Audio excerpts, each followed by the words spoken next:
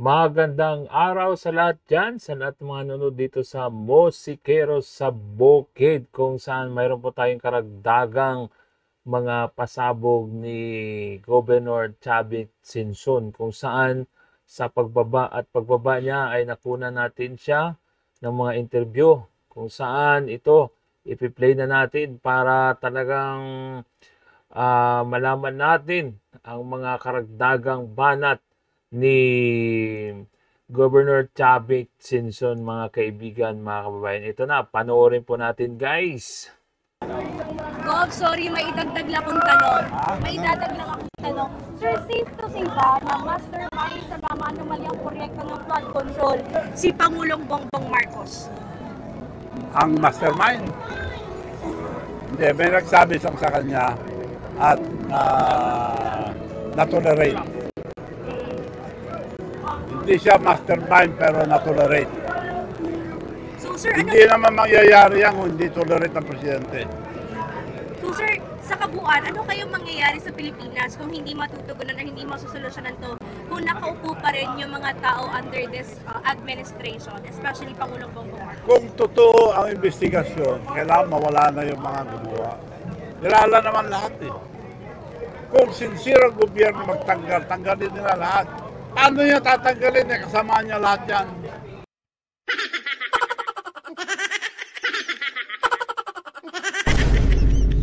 So, paano mo tatanggalin lahat? Kasamahan niya lahat. So, ayan ha. So, si Governor Chavit Singson po, mga kaibigan, mga kabayan, isa po sa mga masugid na supporter ni BBM, yung tumatakbo pa siya bilang presidente noong 2022, kung saan siya mismo ang tumulong. Ayan, mga kaibigan ha. So, ayan. Ulitin natin, sinabi niya. Kung totoo ang investigasyon, kailangan mawala na yung mga gumawa. Nilala naman lahat eh. Kung sincere ang gobyerno magtanggal, tanggalin nila lahat. Paano niya tatanggalin? Kasama niya lahat yan.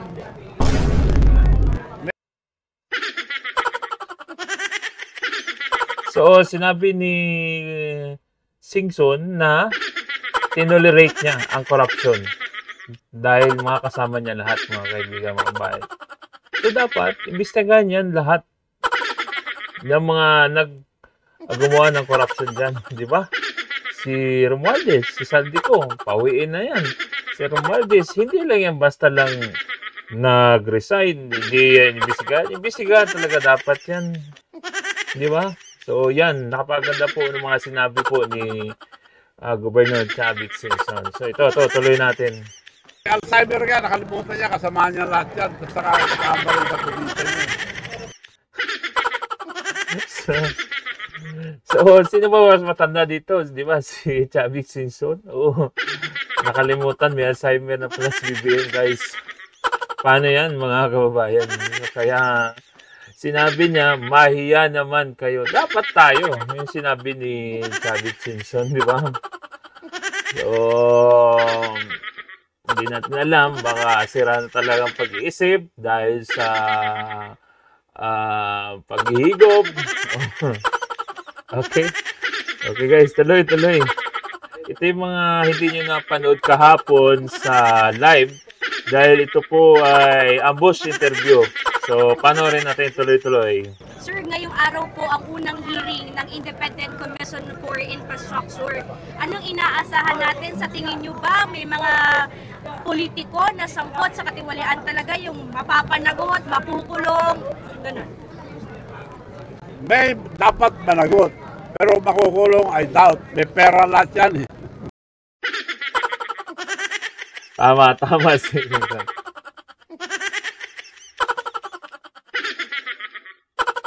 So,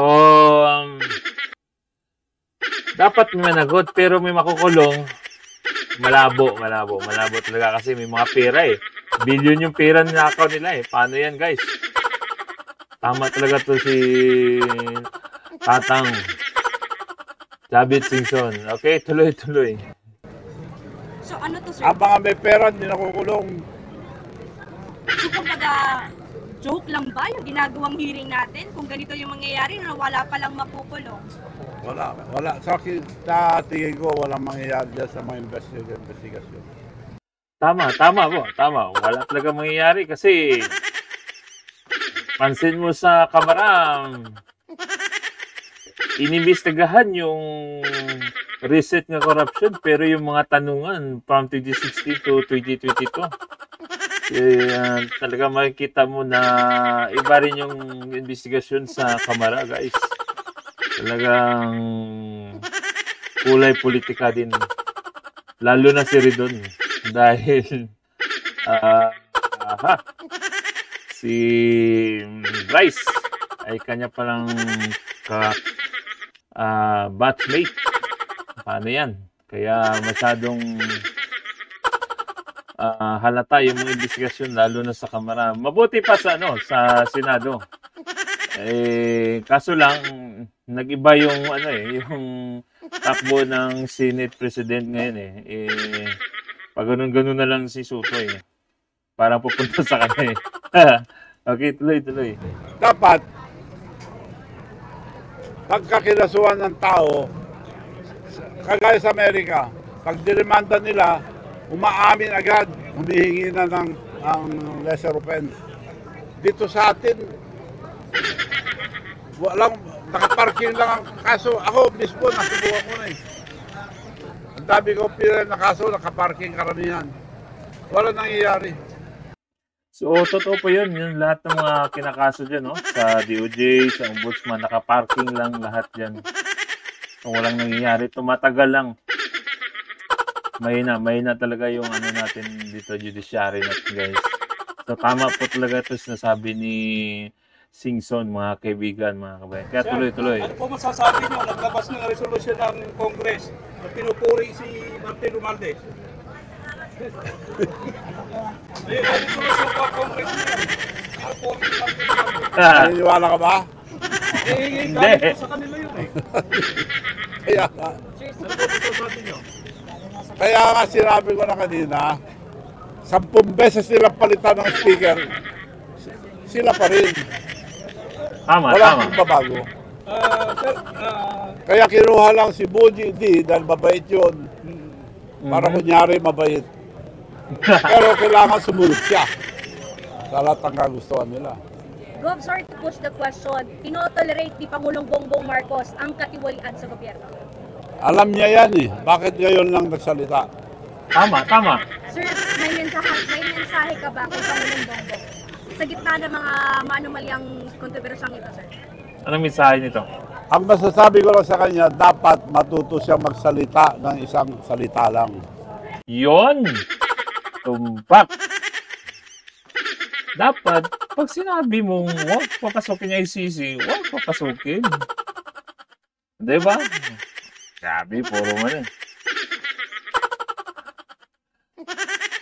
Wala sabi, sinabing imbestigahan, dapat may managot, may makulong talaga dyan sa platform scam na yan, mga kaibigan. Talagang dapat may kredibilidad talaga lahat ng mga sinasabi niya. Dahil presidente siya hindi ba? Tulad pa lang niya kay Tatay Digong. Hindi ba? Sabi niya, walang jurisdiction ang ICC, pero pinadala. Saan ka pa niyan? Mahigit pa sa sirang ulo yung nagpadala. Dahil buong state ng Pilipinas ginamit lahat ng resources para ipadala si Tatay Digong. Okay, tama talaga itong ginagawa ni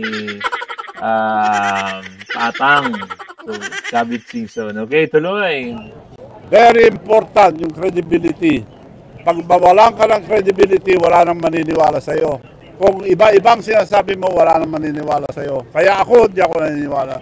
So, ibig Tayo, di na rin tayo naniwala dyan. Di ba? Wala talaga tayong paniwalaan dyan sa mga sinasabi. Kasi mismo kakampi niya sa panahon ng kampanya o election noong 2022, bumaliktad na at marami pang bumabaliktad ngayon ng mga loyalista. Dahil lalo na ito sa mga garapalan na pagnanakaw sa kaban ng bayan. Di ba? Talagang Wala na kakampi dito si BBM. Okay, tuloy. President for you. Weak president.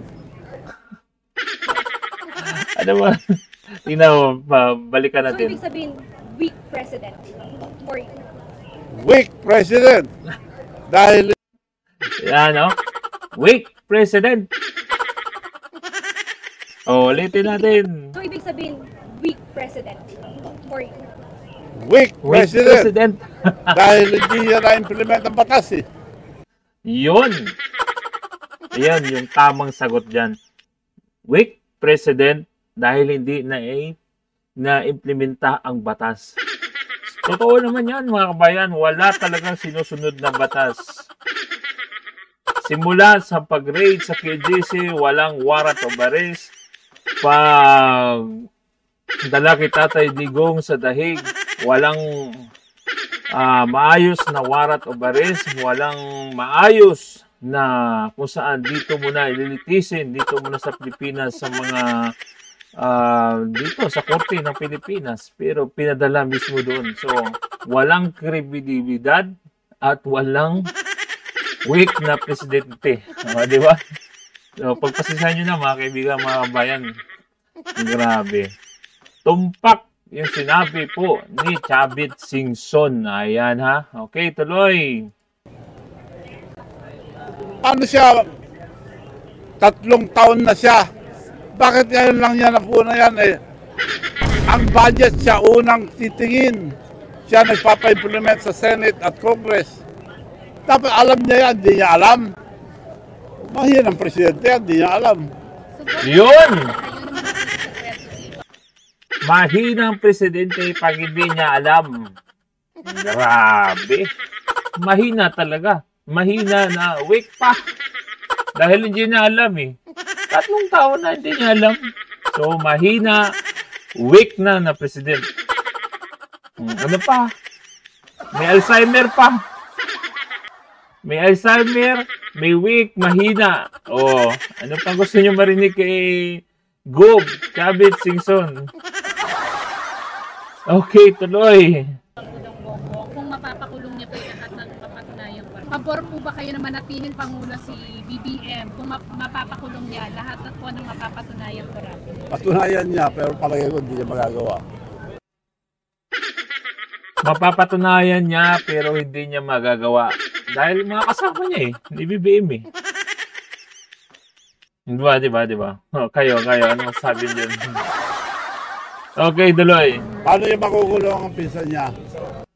Yun, paano niya makulong yung pinsan niya?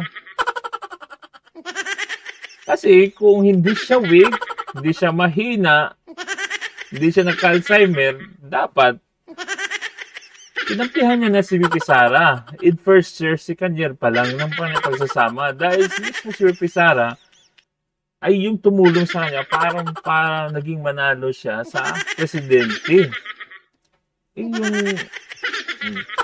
So, ibig sabihin niya, tinolerate niya, kasama niya sa korupsyon. Ayan. Sige, tuloy. Pakulong mo muna kung mapakulong niya. Maniwala ka. So, pag napakulong niya, doon tayo maniwala. Okay yung mga banat ni Chavit Singson ah. Okay, tuloy. Lagi pong pakinggan ni Pangulong Bongbong yung panawagan nyo na bumaba rin po siya bilang Pangulo. Sino po ang nakikita niyong papalit para mag-lead po ng ating bansa? Ako, wala akong nakikita. Dapat mamulo sa atin walang interest sa pera. Karamihan ang downfall ng mga leaders natin is greediness. Hindi sila nakukontento.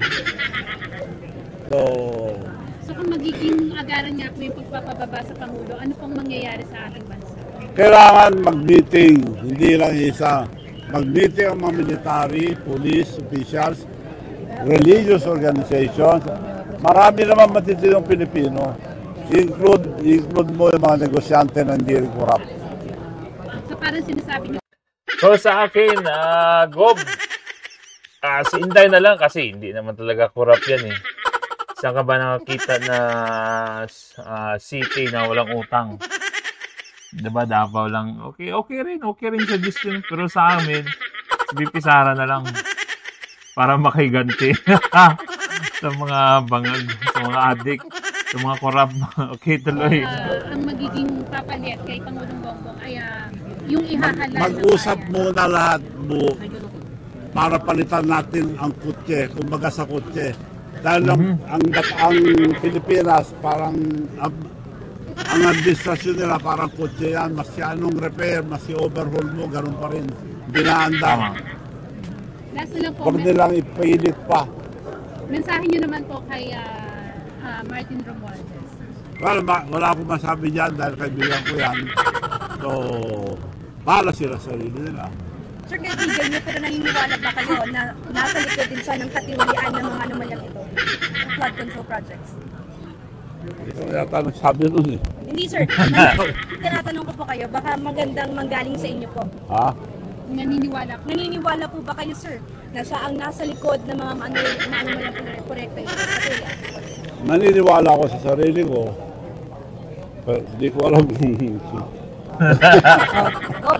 Like tayo sa DCRH worldwide.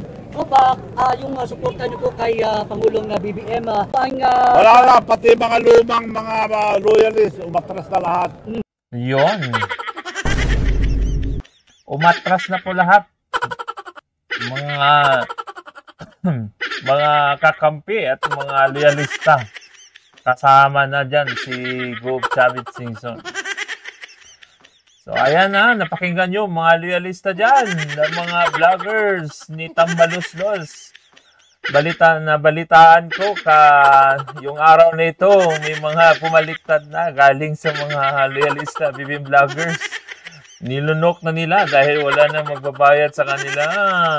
Wala na si Saldico, wala na si Martin Romualdez. Nakikita ko yung ibang BBM vloggers nandun. Okay. Wag ko lang muna pangalanan. Okay, tuloy. Nabudol kami lahat. Nabudol kaming lahat. Ang lakas ano na. nagsimula, Gop, yung pag-atas po ninyo sa Pangulong BBM? Paghahamon dyan sa China. China, laking tulong sa atin ang China. Kaibigan natin ang China. Kapitbahay natin. Walang ibang tutulong kundi sila. Wala tayong laban dyan. Ba't niya hamunin? Damay tayo lahat dyan pag ginera tayo. Tama. Kaibigan natin yung China. Sa buong Pilipinas, marami dito mga inchik eh. Bakit natin kalabanin? Halos dugo natin yata, may kahalong inchik eh. Bakit natin kalabanin, di ba? Naniwala ka naman dun sa mga puti na isa rin yan sa mga manluloko na ginagamit lang tayo niyan. Okay, di ba? Tama po talaga yung mga banat ni Tatang Chavit Singson. Okay, tuloy. Nabanggit niyo po kanina, Gop, na yung unang iimbestigahan ng yung kakanyang lugar doon sa Ilocos Norte, kaugnay sa mga anomalya. Ano po ang observation niyo po dito? Kung ano? Yung sabi mo kanina, unang iimbestigahan, yung Ilocos Norte. Bakit? Siya ang Pangulo eh. Siya nagsabi na may diferensyang may katiwalian, flood control. Yung mga nauhuli na yun na may ghost project at may katiwalian, sila rin ang contractor nila eh. So ibig sabihin, kilala nila. Bakit katolerate yan? Nabanggit nyo kanina yung sa Bicol region, sino po ba ang doon? Ang best talagang sangkot doon. Sabi ko. Yun. Ulitin natin. Sangkot doon. Saldi ko. Yun, Saldico. Ayan. Yan. Gobernador na yan. Nagsabi, Saldico ang may sangkot sa flood control at ghost project sa Bicol. So, pero unahin lang daw imbestigahan yung sa North. Ayan. Sunod Bicol. Sunod yung sa Leyte. Okay, tuloy. Yung siya ng congressman, ewan ko paano napunta ron. Tagaroon ba o basta siya ang congressman dun. Okay, last on my part, ano po ang panawagan nyo ngayon sa taong bayan? Nanawagan po ako ng katahimikan na revolusyon para sa kinabukasan ng mga kabataan. mga politician, this is not the time na mag-ambisyon sila. Ngayon alam na nila na buwabagsak itong barko ni BBM, nag-uunahan na sila. Huwag muna, inantayin natin, tapos i-involve natin lahat, yung majority, kaya sinabi ko kanina, the military, police, religious organization, mga negosyante, matisino.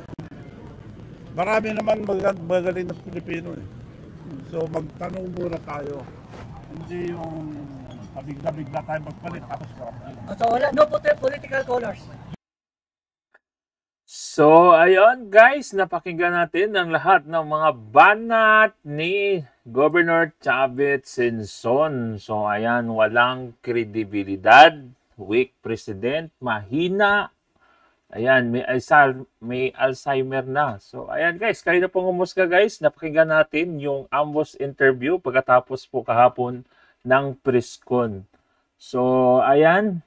Salamat sa inyong panonood. Huwag niyo kalimutan po i-like, share ang video ito para sa mga susunod natin ng mga upload videos, guys. So, ayan, abangan nyo na sa mangyayaring rally bukas sa September 21. Bukas na yan, Sunday. So, salamat sa inyong panonood niyo, guys. God bless. Peace out.